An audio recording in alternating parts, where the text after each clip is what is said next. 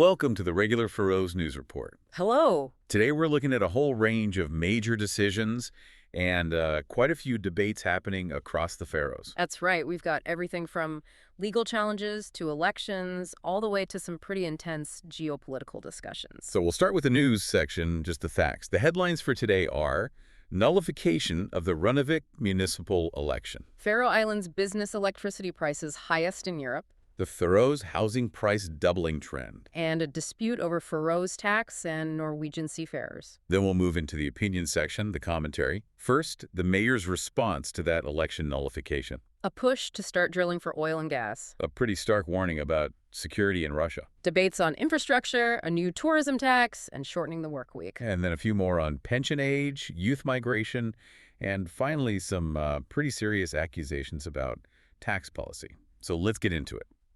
All right, first up in the news, a story that, well, it really stands out. The nullification of a local election in Runavík. It's a huge deal. The Ministry of Legal Affairs, the Lagmálaraidi, they completely nullified the municipal election that was held way back on November 12, 2024. So they just wiped the slate clean. Completely. A re-election is now set for Tuesday, January 13th, 2026. And what on earth triggered this? An election that's been in the books for over a year. Well, it all goes back to a police report from September 10th, 2025. They announced they'd charged one person with electoral fraud. Just one person. One person. It was related to voting at the Undarfiridi polling station. But here's the key part of the timeline. The prosecutor's office formally raised that charge on November 21st, 2025. And the ministry acted when? That same day. The nullification notice went out on November 21st. They didn't wait. So no trial, no conviction. They acted based on the charge alone. Exactly. Their official reasoning was that the charge raised great doubt about the final result. They said it was about, upholding public trust in the whole democratic process. Wow. Okay, we'll definitely circle back to the fallout from that one. Let's shift to the economy. A report from the House of Industry, Vinouzier, on electricity prices. Yeah, and the findings are pretty stark. For businesses, Faroes electricity prices are some of the highest in all of Europe. And that's a huge problem for competitiveness, I imagine. A massive problem, especially for the energy-heavy industries like aquaculture and fish freezing plants, the backbone of the economy. Can you give us a sense of the numbers? How big is the difference? So the lowest industrial rate is 1.63 Danish kroner per kilowatt hour, and that's without VAT. And it's going up to 1.74 in January. And how does that compare to, say, the EU average? Well, the EU average for businesses is 1.33 DKK. So it's already significantly higher. Right. But for the really heavy users, the gap gets even wider. The Faroes pay that 1.63, while the EU average for their heavy industry is just 1.03 DKK. And against their main competitors like Iceland and Norway.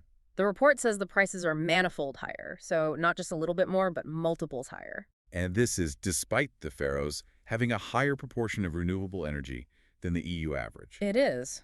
Which suggests it's a structural problem, maybe infrastructure costs or just the scale of production. It's a real burden. Okay, next up, the housing market. Statistics from Landsbanken, the national bank, through the third quarter of 2025. And the trend here is, well, it's aggressive. Over the last 10 years, house prices have doubled in the capital, Tórshavn, and also in the Suðuroy and Sandoy areas. Doubled in 10 years. What about apartments? Even steeper. Apartment prices have doubled in Tórshavn, but have almost tripled in the larger and smaller villages. So what does that look like in actual prices today? An average house in Tórshavn is now 4.4 million DKK. Apartments average 3.1 million. And even outside the capital. Still high. 2.6 million for a house in the larger villages, 2.1 million in smaller ones. The only place it's lower is Suðuroy and Sandoy at around 1.2 million. What's driving this? It's the classic story. Very low supply, very high demand, and recent factors are just pouring fuel on the fire. Like what? Interest rate cuts since summer 2024, plus wage increases and some tax relief. So you have more money chasing the same few houses. All right, our final news item is a cross-border dispute about tax, specifically affecting Norwegian seafarers. Yes, this is a formal complaint coming from Norwegian shipping organizations. We're talking the Ship Owners Association, the Maritime Officers Association, big players. And what's their issue? They wrote to the Faroes tax and finance ministries with some serious concerns. They're saying recent tax changes have made Norwegian ships much less competitive as workplaces for Faroe sailors. So Faroe seafarers are just not as interested in working on Norwegian vessels anymore. That's what they claim. They've seen a marked decline in interest because a financial incentive just isn't there anymore. And the Faroes' response has been, what? Well, that's the thing. According to the source, there hasn't been one. Really? The Norwegians sent at least 2 letters, one of them in English to be clear, and apparently got no answer. And that second letter, it wasn't even presented to the Faroes Parliament, the Lykting. So they're just being ignored. It seems so. And they're asking a pretty fundamental question. Did you assess how this would impact jobs, or was this just an unintended consequence? And, well, crickets. Okay, now let's move into the opinion section where all these facts get debated. Let's go straight back to that Runavík election.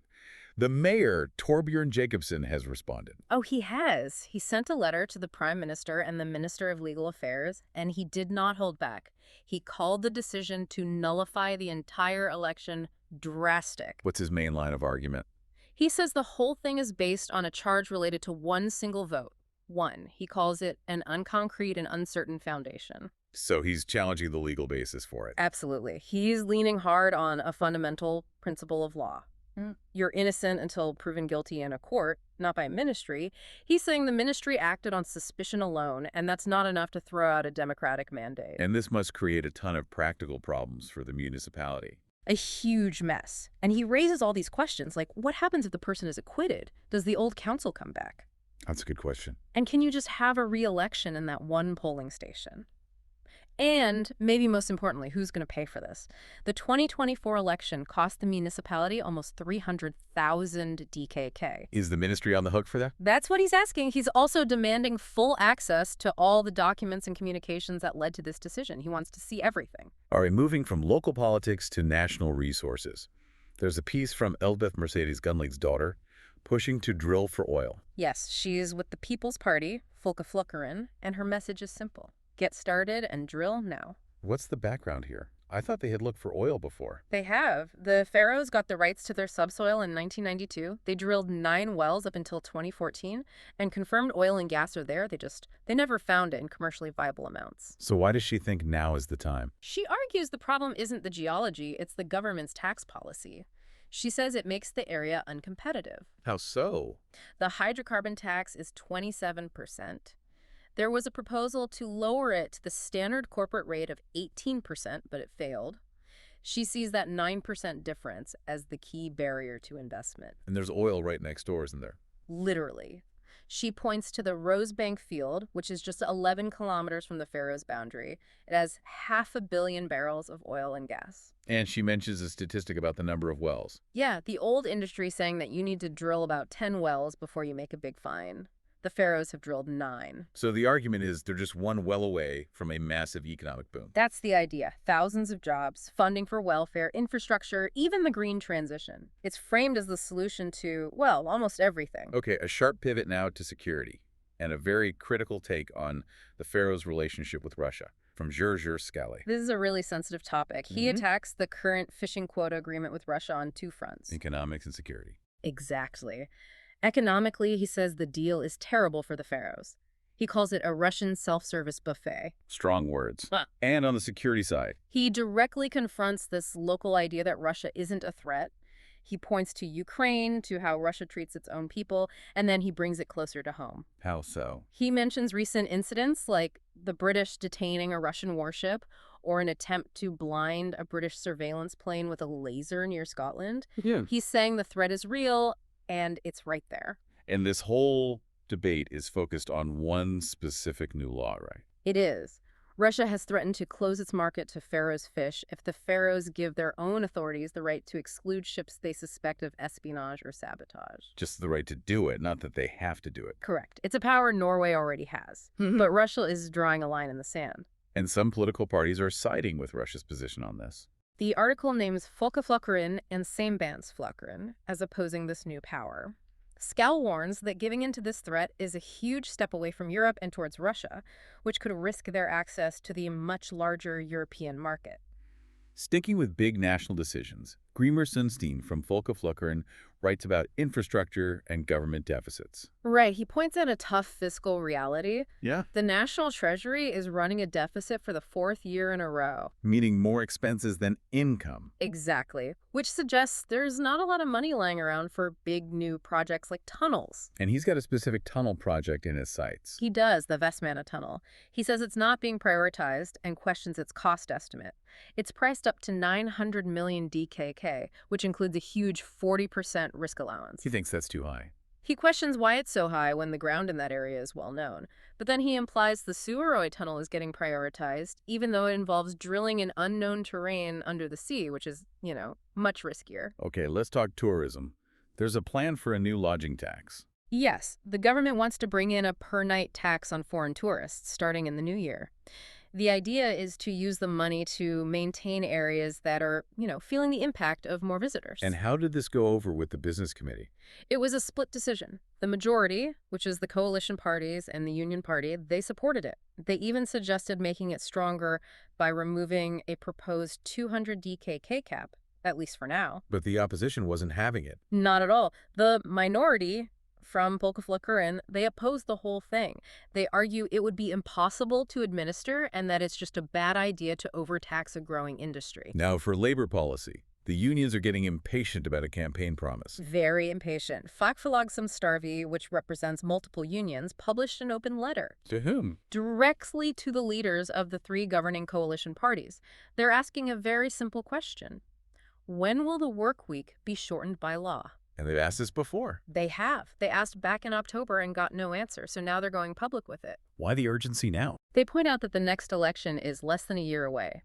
So if the coalition is going to deliver on this promise, well, the clock is ticking. Speaking of past promises, we have a social media post from Helgi Abrahamsson about the pension age. Yeah, this is a bit of a political memory jog. He recalls that back in 2014, Axel V. Johannesson of the Social Democrats said the Faroes had the world's highest pension age and that raising it was unnecessary. So a reminder of a past position. A very pointed one. Abrahamsson just ends the post by saying, much has changed after 11 years. Okay, a couple more pieces to get through. First, on youth migration, from Johannes Miaskuro. Right, and he's responding to news that fewer young people are planning to stay in the Faroes for higher education. But he sees this as a good thing. He thinks it's healthy for them to leave. Natural and healthy. He argues that for kids from a small island community, going abroad for education is fantastic. They get new skills, a wider perspective, international contacts. All things that could benefit the Faroes if they come back. That's his entire point. He says the challenge isn't stopping them from leaving, it's making it attractive for them to return. And he thinks that's possible. Oh, yeah. He says they have big advantages. High demand for labor, a safe society, strong culture. The key is creating the right opportunities for these highly skilled returning young people. And finally, let's wrap up with that seafarer tax dispute. Magni scales back with another letter. This is the third one in a series, and he's escalating his criticism of the Minister of Finance, Ruth Vang. What's the accusation this time? He's accusing her of using half-truths and complete deceptions about how many seafarers are leaving because of the tax changes. He claims she's contradicting the chairman of the Economic Council. And how is she supposedly doing that? He alleges she's hiding the number of Faroes men leaving by including foreign workers brought in on a fast-track scheme in the official figures. So it looks like the numbers are stable, but the local workforce is actually shrinking. That's the claim. And he argues the policy is having a disastrous, if unintentional, consequence. Which is? That it's pushing Faroe sailors who stay into these international tax-free schemes like DIS or FIRAs. So not only are they losing workers, they're losing tax revenue from the ones who remain. The state treasury, he says, is losing out twice. That brings us to the end of our report. A really complex picture of the legal, economic, and political landscape in the Faroes right now. It certainly is. A lot of moving parts and some very high-stakes decisions being made. Like and subscribe to PalsFundamentals for more content like this. Sources linked below.